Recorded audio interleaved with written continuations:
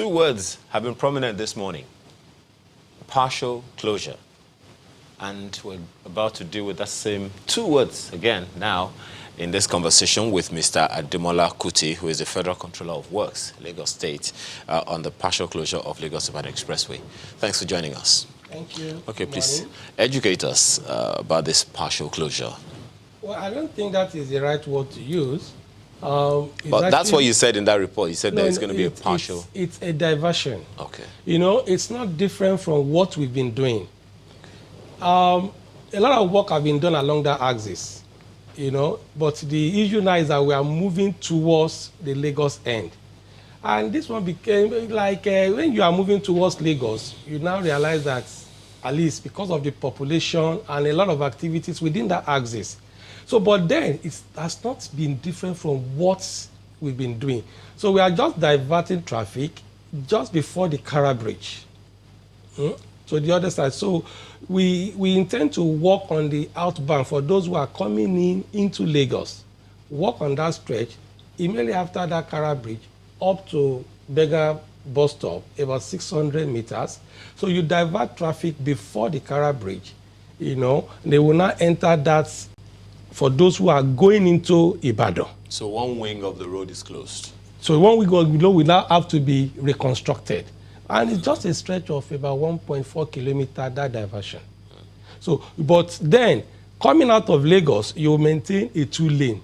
And then for those who are also going into Ibadan, will also maintain two lanes. So now that you're saying these things, I'm trying to picture it in my mind, especially because I use maps, for example, when I'm traveling. And the question is, do you have some form of pictorial representation or a map that shows these alternative routes for people that might want to, you know, explore these alternative routes? Something like perhaps a picture, something on your website, on your social media handles that people can look at and say, okay, if I don't want to go through this, I can go through this route. Because not everybody is familiar with the routes in Lagos. Yeah, I'm aware that Julius Berger released a diversion plan, you know, onto the social media. You know, but then, most importantly, what's the only diversion, except for those who want to enter into Lagos and may not want to enter through Lagos Ibadan, then you can go through Ikorodu Shagam. Is the road being rehabilitated? There, presently, work is ongoing there. So it's only one spot, one or two spots that are bad towards Mosimi area. And before Monday, we'll just do some palliative there. Right. To ensure that there will be smooth movement. So let's go back to about a month ago, because that report you saw was, I think, a few days before that initial closure. Yeah. So the question is, what happened then? Why did you have to move it till now? Yeah, what actually happened was that we just wanted a station where we'll have a perfect, you know, near perfect traffic plan, you know, management of traffic within that period. You know, we just felt we should be able to, one or two things were actually missing. And we felt we needed to rearrange our plans. What are those things that were missing? Well, the issue then was that, you know, towards that period, we discovered that we were not, there was a missing gap between us and the traffic agencies. And we needed to rectify one or two things, you know. Okay. Now, this is going to happen now. We have said it. But how long is it going to take? How long is it likely to take? Yeah, that section, you know, that section is going to take about 3.5 months. That's from September 2nd up to about middle of December. You know, you have a dual carriageway. So once we finish the outbound into Lagos, we move traffic so that we can now walk into the inbound into Ibadan. Have you factored in the Berman Syndrome? Sure. That was why we pegged it at December 15. And also the fact that the volume of traffic, you know, at that time. And stuff like you know, because, you know, movement, there will be a lot of movement towards that period. And that is why everything, all our plans, as a matter of fact, we may likely finish before then on that corridor. So maybe by November or thereabout, we may be able to finish on that axis, and then the remaining work will be done under that underpass. So once we finish on that corridor, we open it to traffic. while we work on the underpass. There is an underpass that we need. We also plan to reconstruct. Is it the Kara underpass? Correct. That Kara underpass. Okay. That Kara bridge. Now, people that apply this Lagos-Ibadan route regularly will tell you that one of their major concerns are trucks. So what would happen with trucks? Imagine having to, when you make the road more narrow, it means that if a truck is on one lane, it will be hard for other cars to pass through. And God forbid a truck breaks down on that route. You can imagine the volume of traffic that will cause. So what is the plan for trucks? Are they going to take that same route, or what happens? We have no alternative. The issue is that once we create that diversion is still wide enough to take two vehicles at the same time. A truck and a smaller vehicle. Yeah, it's still wide enough. I can tell you, Mr. Kuti, that's not what happens. No, let me explain that. Okay. You see, once you are within a construction zone, you cannot fly. You drive 50 kilometers, that is the acceptable speed limit. With 50 kilometers an hour, it will conveniently take a truck and a smaller car on that axis. The reason I said that's not what happens. And then in actual fact, we also have an emergency, crew on ground. In case a vehicle or a truck breaks down, what we just solicit for is for people to be, to maintain lane discipline and not move against traffic. So right now you have those these particular paths already, broken into two, demarcated. So what happens as at now, when I'm coming in the morning, is once a truck is on that road, they pretty much try to take the whole road to themselves. That's the concern that he is raising. So other vehicles have to queue behind them, and if the guy decides to walk at 10 kilometers per hour or 20 kilometers per hour, there's going to be a backlog. I think that's the concern he's having. These are part of the problem. But what I've just mentioned to you is that it is wide enough to take two at a go. So why will a driver want to be at the middle of the road? Why?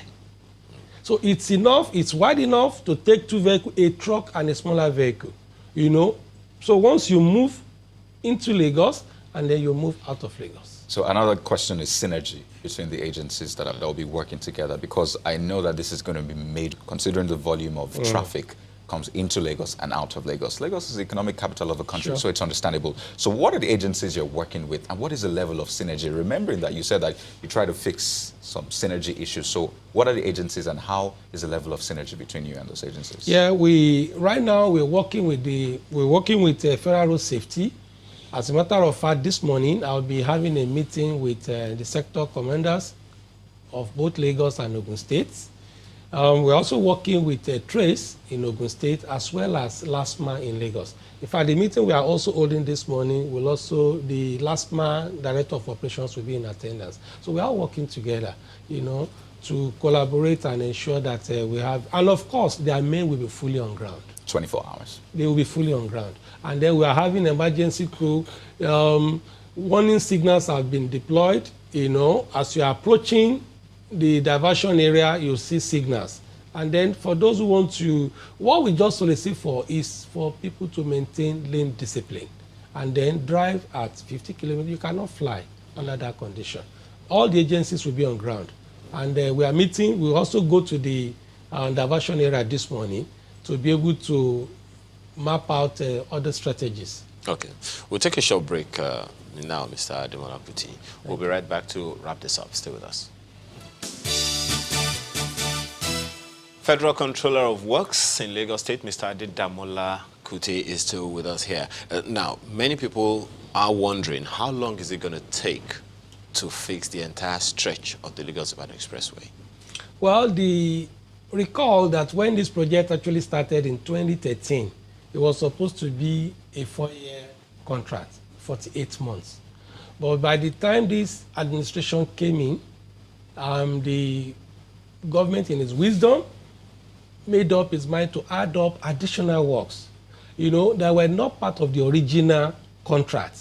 Additional works in terms of, working on all those underpasses, providing flyovers at very strategic locations, toll plazas, and the rest of them. So those were the additional work. And of course, for you to do additional works, you also have to extend the completion period. So we'll probably be paying tolls. Sure. Once the project is completed, the road is completed from Lagos to Ibadan, you will see a very, very improved road, and then, of course, people have to pay. So there's going to be toll plazas. So how long is it going to take now?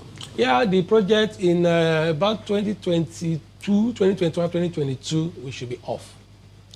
All of it? Yeah. Now, how important is this Lagos-Ibadan Expressway? Lagos-Ibadan Expressway, number one, is the busiest road in the entire West Africa, if not the whole of Africa. You know, it carries traffic from the only operational ports in Nigeria. That's Apapa Port and Tinkan ports.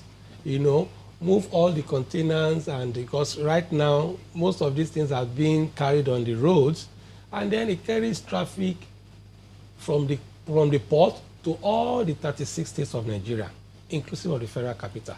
Of course, it's as soon as you get to, Shagamu interchange, that's when you now have traffic, a few of them. Those who will have dropped by, you know, you have a lot of religious organizations also along that axis. You have the RCCG, MFM, even your station is also along that axis. A lot of built-up areas. And then by the time you get up to Shagamu interchange, the remaining traffic, some will go towards the east, south, and then the remaining one continues to the north. So in the whole of West Africa, this is the busiest road. And some of these challenges, I mean, they are normal when you are working on it. Just before we go now, Nigerians, you know, drive through the roads and they see potholes here and there, and they would like to tell you about it. So how can Nigerians reach you and say, oh, took a picture, this road is bad, we need you to fix it? How can they reach you?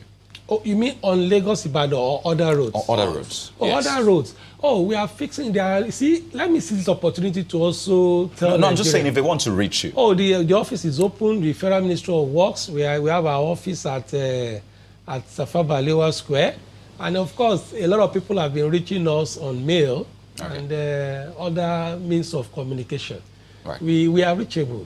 And we've been fixing a lot of them. All the roads in Lagos, we are fixing them one after the other. All right. We want to thank you very much, Mr. Adedamola Kuti, Federal Controller of Works in Lagos State. Thank you so much for having me. Giving us this information. Well, I guess that's the show this morning on Sunrise Daily. See you tomorrow. I'm Ayo Makinde. I'm Kayode Okikiolu. And I'm Maokwe Ogun Yusuf. Do have a lovely day ahead. The views and opinions expressed by guests on this program are those of the maker and do not reflect the views, opinions, and endorsement of Channels Television.